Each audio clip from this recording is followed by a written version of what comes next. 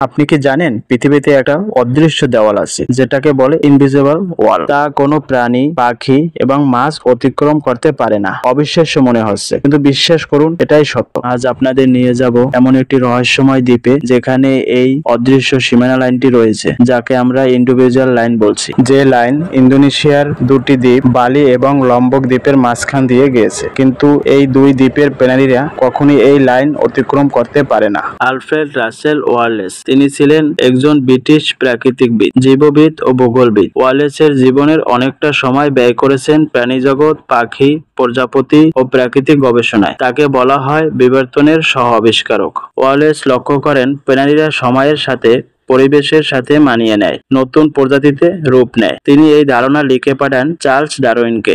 Indonesia ভ্রমণের সময় তিনি দেখেন বালি ও লম্বক দ্বীপের মাঝ দিয়ে প্রাণীজগৎ হঠাৎ বদলে যায়। তিনি বুঝতে পারেন এই লাইন এশিয়া ও অস্ট্রেলিয়ার প্রাণীর সীমানা আলাদা করিয়ে দেয়। এই সীমানা রেখাকেই ওয়ালেস লাইন হিসাবে পরিচিত হয়ে যায়। ওয়ালেস তখন ব্রিটিশ বিজ্ঞানী চার্লস ডারউইনের সময়ের মানুষ। তিনি ইন্দোনেশিয়ার দ্বীপগুলো ঘুরে ঘুরে প্রাণী, পাখি ও পোকামাকড় সংগ্রহ করতেন। একদিন তিনি লক্ষ্য করলেন বালি দ্বীপে প্রচুর এশীয় প্রাণী আছে, যেমন বানর, হরিণ, বাঘের মতো প্রজাতি, কিন্তু মাত্র কয়েক কিলোমিটার দূরে লম্বক দ্বীপে এসব নেই, বরং সেখানে আছে অস্ট্রেলিয়ান দাসের প্রাণী, যেমন কুসকুস, কাকাতুয়া পাখি ইত্যাদি। এতে তিনি অবাক হয়ে যান। দুই দ্বীপ এত কাছাকাছি, অথচ প্রাণী একদমই ভিন্ন। ওয়ালেস একে একে অনেক দ্বীপে প্রাণী পর্যবেক্ষণ করলেন। তিনি দেখলেন যেখানে গভীর সমুদ্রের ফাঁক আছে, তার দুই পাশের প্রাণীর ধরন হঠাৎ বদলে যায়। এই রেখা দিয়েই তিনি প্রাণীজগতের সীমানা টানেন।